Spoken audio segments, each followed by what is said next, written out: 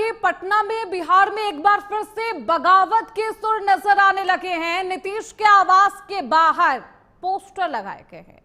जदयू नेताओं ने पोस्टर लगवाया है। इस पोस्टर में साफ तौर पर लिखवाया गया है, नीतीश नहीं तो निशांत चाहिए, निशांत निश्चय। नीतीश जी का मिशन जो अधूरा रह गया है, निशांत जी ही अब उसे पूरा करेंगे। जदयू के पोस्टर लगने के बाद अब सियासी माहौल गर्म हो गया है। जदयू बीजेपी में आपसी तकरार की भी अब खबर सामने आने लगी है और ये कहा जा रहा है कि एनडीए गठबंधन में सब कुछ ठीक नहीं है। नीतीश कुमार जो कि मुख्यमंत्री थे, हालांकि इस्तीफा लिया जाता है, वो केंद्र में पहुंच जाते हैं, केंद्र की राजनीति करेंगे, लेकिन इससे पहले भी कई बार निशांत को उनकी जगह पर रखने की कोशिश की गई, ये बात भी कही गई है, लेकिन उसके बावजूद देखिए अब तस्वीरें बेहद बदल गई। सम्राट युग की शुरुआत होती है और यही वो तस्वीर है जिसको लेकर सियासी हलचल है। पोस्टर लगाए गए हैं। क्या बगावत की ये शुरुआत है एनडीए गठबंधन के अंदर? हमारे साथ हमारे सहयोगी सुरजीत कुमार इस खबर पर ज्यादा जानकारी के साथ जुड़ चुके हैं। सुरजीत, देखिए पोस्टर लगा दिया गया है। इस पोस्टर में साफ तौर पर लिखा गया है कि नीतीश नहीं तो निशांत चाहिए, लेकिन अभी माना नहीं जाए सुरजीत की बहुत देर हो गई है इस पोस्टर को लगाने में।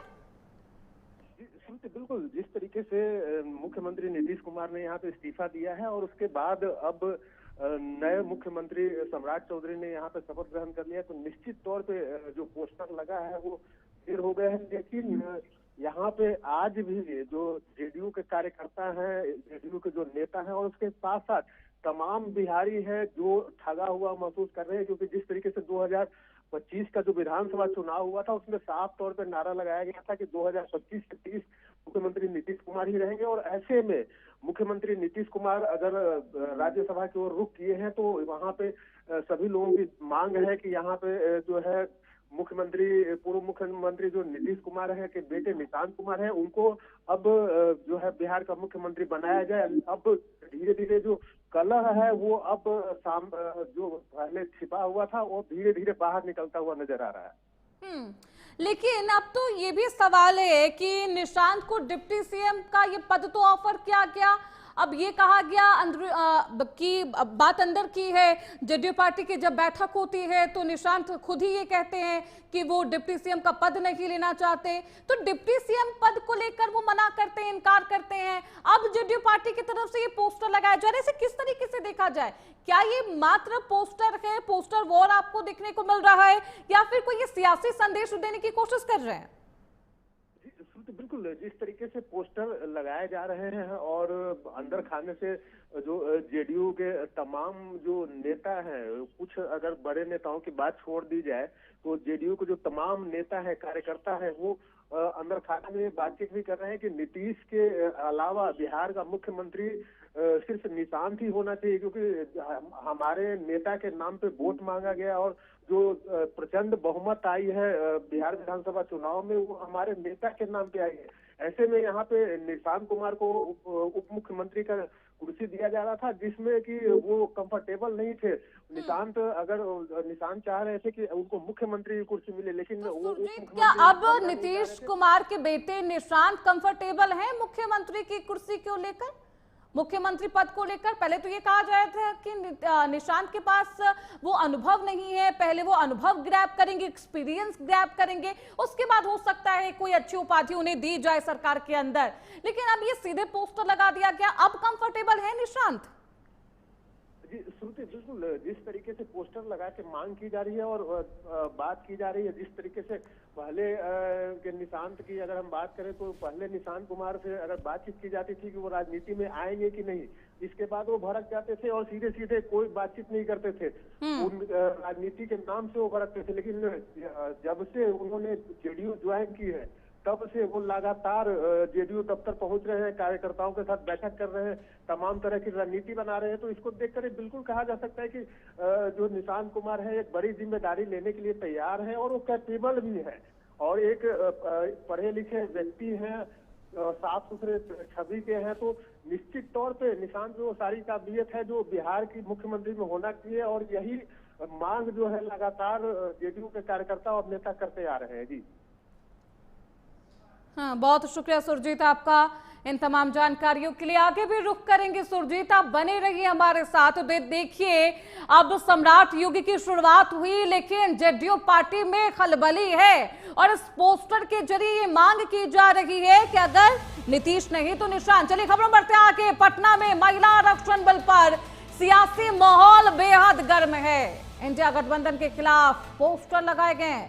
पोस्टर में गठबंधन के कई प्रमुख नेताओं की तस्वीरें हैं।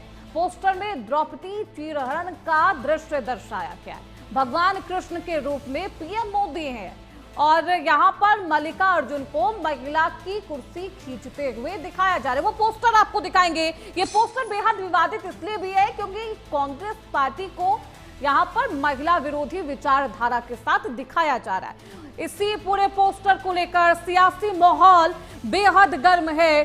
पूरे शहर में इंडिया गठबंधन के खिलाफ ये पोस्टर लगाए गए हैं, जिनके जरिए एक राजनीतिक संदेश देने की कोशिश की जा रही है। कोशिश ये इन पोस्टर के जरिए कि कांग्रेस पार्टी और विपक्षी दल महिला विरोधी है। तो वो तस्वीरें आपको दिखाएंगे। विमेन रिजर्वेशन को लेकर लगातार सियासत तेज है और पटना में भारतीय जनता पार्टी की तरफ से जगह जगह ये पोस्टर लगाए गए हैं। पोस्टर आपकी टीवी स्क्रीन पर देखिए किस तरीके से हर चौक चौराहों पर ये पोस्टर लगाए गए हैं।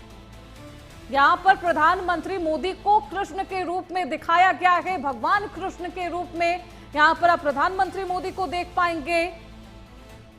इंडिया गठबंधन के प्रमुख लोगों की ये तस्वीरें हैं, दिग्गज लोगों की ये तस्वीरें।